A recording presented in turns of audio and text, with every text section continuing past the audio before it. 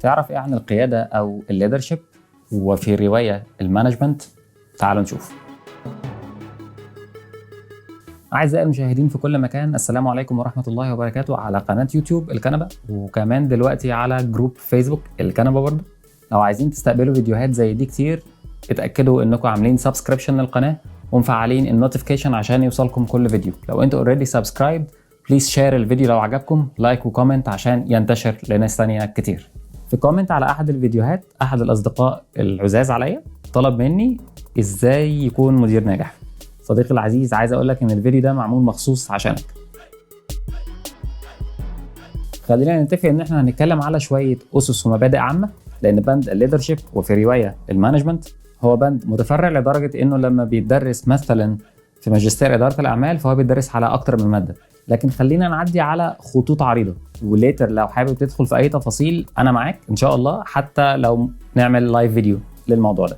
اكيد كلنا تعرضنا للفروق ما بين الليدرز والمانجرز، كلنا اتحط قدامنا ناس كنا انسبايرد بيهم، واتحط قدامنا ناس كنا مضطرين نشتغل معاهم سواء حابينهم او مش حابينهم. لو حابين نفتكر مع بعض الفروق، ممكن نبص على الاثوريتي والمود اوف ليدرشيب. المانجرز غالبا معهم اثوريتي، هو مديرك لان هو مديرك، هو فوقيك في الهيراركي، هو يور ان بلس 1. الليدر احيانا ممكن يكون زميلك، احيانا ممكن اصلا يكون بره ادارتك، ملوش علاقه بيك. ده اللي بيتسمى ترانسفيرسال ليدرشيب، هو على نفس اللاين بتاعك، احيانا حتى ممكن يكون بعيد خالص، بس هو بيليد يو، هي از ليدنج يو. الليدر بيليد باي انسبيريشن، انت بتروح له انك ملهم بافكاره. المانجر باثوريتي، هو هيقول كذا فانت مضطر انك تسمع كلامه، لان دي سياسه الشركه. المانجرز معروف عنهم ان هم بيدايركت، هم بيدوا اوردرز، هم بيقولوا لك تعمل ايه. الليدر مش بيطلب ومش بيأمر، الليدر بيكويستشن، الليدر بيطرح فكره ويسيبك انت تجري وراها، وما بيكونش عنده مشكله لو انت عليت عليه، لو انت طلعت بفكره احسن. هو ده اللي بيزرعه فيك اصلا. المانجرز عموما هتلاقيهم تاسك اورينتد، مهتمين بالجول، بالاوبجكتيف، بالموضوع. الليدر ثقافته ان هو ينميك انت، هو محتاجك انت ذا بيست كاليبر ايفر. انت لو بقيت كده بالنسبه له مفيش اوبجكتيف هيعصى عليك. واخيرا تقدر تقول ان ليدر يعني ريسك تيكر، الشخص اللي ما بيعطلش قدام اي حاجه، هو عنده فيجن، صاحب رؤيه، عارف هيعمل ايه. بس اقول لك حاجه، ساعات ما بيكونش عارف هيعمل ايه، ساعات ما بيكونش عارف هيعملها ازاي، بس هو متاكد انه هيعملها، وبالتالي في رحلته دي بيكون محتاج ناس معاه، فبيكون مهتم بالافراد. مش معنى كده ان هو عطلان، هو في الاخر لو هيمشي في الطريق لوحده هيمشي، مش هيعطل. في حين ان المانجرز غالبا بتلاقيهم شويه كونزرفاتيف، شويه رايحين ناحيه السيف زون، باعتبار انك مانجر وعندك يور سبوردينيتس، فانت محتاج تعرف ان في 4 مين فانكشنز اكسبكتد منك: بلاننج، organizing، directing and controlling. planning انت محتاج تخطط لادارتك، انت محتاج تحط الفيجن والجولز والاوبجكتيفز وكل حاجه اسمها خطط. organizing انت محتاج تعرف ايه هي الريسورسز بتاعتك وازاي تلعب بيها وازاي تحركها. انت دلوقتي قائد معركه حربيه، قائد رقعه شطرنج. directing انت لازم توجه خطوطك الاماميه يمشوا في اي اتجاه عشان يوصلوا في الاخر للجولز اللي انت حاططها. وكنترولينج يعني لازم تكنترول البرفورمانس، ما ينفعش انك تحط البلان وتسيبها وتمشي، ما هو وارد يحصل مس بيرفورمانس، لازم تلحق. السؤال اللي اتسأل بصراحة كان بالنسبة لي سؤال جميل، لأنه بيعكس فهم السائل عن إن موظفينك بيقيموك، موظفينك بيقيسوك، مش أنت بس لأنك مديرهم فأنت اللي بتقيمهم. تعال نتكلم على الدايمنشنز اللي هم ممكن يكونوا بيقيموك عليها. أول حاجة البرسوناليتي، هم عايزين يشوفوا شخصيتك، ردة فعلك، تحكمك بغضبك، انفعالاتك، سرعة البديهة عندك، الديسيجن ميكنج ميكانيزم عندك. هم هيقيموا اخلاقك، how ethical are you، how fair are you، انت بتدخل مصالحك الشخصيه في الشغل ولا انت حد اخلاقي بتلتزم باخلاقيات العمل، بتبني اخلاقيات العمل. انت حد بتاع واسطه ومحسوبيه وحبايبك والبنت اللي عاجباك، ولا انت حد فير بتاسس نظام عداله جوه الشركه. بيبص على المانجمنت كومبتنسيز بتاعتك، هو انت كمانجر ايه الكواليفيكيشنز بتاعتك، تعرف ايه عن بيبل مانجمنت، تعرف ايه عن جنرال مانجمنت، تعرف ايه عن مايكرو مانجمنت، تعرف ايه عن فاينانشالز، تعرف ايه عن هيومن ريسورسز، تعرف ايه عن كرايسيس مانجمنت. ويمكن اخر حاجه ممكن يفكروا فيها ان هم يقيسوا التكنيكال كومبتنسيز بتاعتك. هم اجان في بعض التوبكس هيكونوا محتاجين نصيحتك، او محتاجين على الاقل يعرفوا انك فاهم، ما تكونش قاعد قدامهم بس انا بتاع اداره ومش فاهم فنيات الموضوع. مهندس الجوده اللي شغال معاك محتاج يفهم ان هو بيكلم مدير فاهم في سنس الكواليتي اتليست، على الاقل خطوط عريضه. الماركتنج بيبل اللي شغالين معاك محتاجين يفهموا انك فاهم يعني ايه ماركتنج ميكس اتليست، هاشتاج بديهيات. وبمعرفتك ان التيم بتاعك بيقيمك، فانت محتاج منهم حاجتين، انت محتاج ثقتهم ومحتاج احترامهم. خد بالك ان الاثنين غير بعض، الثقه احيانا بتكون مبنيه على العاطفه واحيانا لا.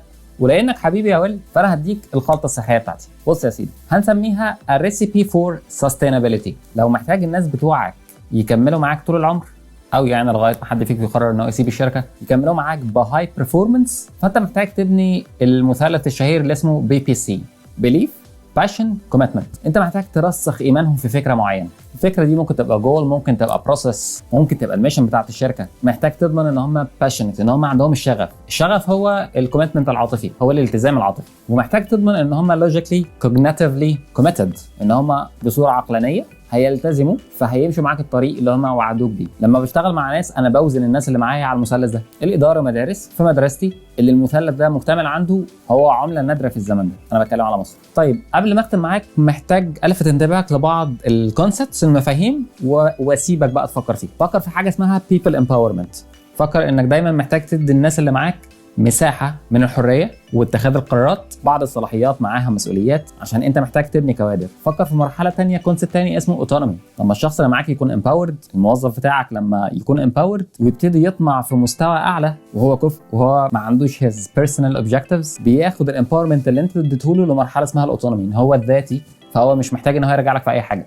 هو ستايل طبعا هيرجع لك لانك مديره وصديقه في العمل واخلاقيات العمل بتقول كده، بس الاصل ان هو مش هيعطلك ومش هيشغلك كل شويه. فكر في الاكاونتابيلتي ككونسبت. كل حاجه بقول لك فكر فيها على نفسك وعلى الناس اللي معاك. فكر انك تزرع في التيم بتاعك فكره اكاونتابيلتي. احنا مش جايين نشتغل 8 ساعات، احنا جايين لان عندنا جولز، عندنا ميشن وعندنا فيجن وعندنا جولز واوبجكتيفز جايين نشتغل عشان نحققها، واحنا في الاخر مسؤولين محاسبين. النزعه الحرقه اللي جوانا دي لازم تكون موجوده. فكر في انك كمانجر او كليدر محتاج تكون دريم شيبر. انت بتبلور حلم من لا شيء، من عدم، الناس مش شايفاه، ما كانش اي حاجه اصلا قبلك، بتبلوره وبتشابت وبتشارت وبتخلي الناس كلها مؤمنه بيه. راجع كمان سياساتك عن الريسك تيكينج. مش بقول لك اتجنن وما تحسبش اي حاجه، في حاجه دايما اسمها كالكوليتد ريسك، لكن ما ينفعش تكون جبان، ما ينفعش تكون بتضيع فرص. خد بالك هاي ريسك هاي ريتيرن. واخيرا اخر نصيحه ليك قبل ما اختم معاك، فكر في حاجه اسمها بروسيس ابروتش تو مانجمنت. فكر انك بتبني سيستم. انت محتاج انك لما تمشي، لما تاخد اجازه، لما تروح اساينمنت تاني، لما تسافر سفريه شغل، الشغل ما يقعش لانه مش واقف عليك. والنقطه اللي الناس بتهملها انك لو ما بنيتش ستراكشر، لو ما بنيتش سيستم، لو ما سبتش حاجه حد صغير يجي يعرف يشتغل بيها مكانك، عمرك انت ما هتاخد البوزيشن الاكبر، لان المكان الصغير اللي انت فيه النهارده هيفضل محتاجك طول العمر. سوري للاطاله، اتمنى الفيديو يكون عجبكم، اتمنى تكونوا استفدتم. بليز شير الفيديو، جوين الفيسبوك جروب بتاعتنا دلوقتي، واكتبوا لي في الكومنتس اي حاجه محتاجين تعرفوها في الاداره او في غيره، وانا هرجع لكم اتليست بماي برسبكتيف. مع السلامه.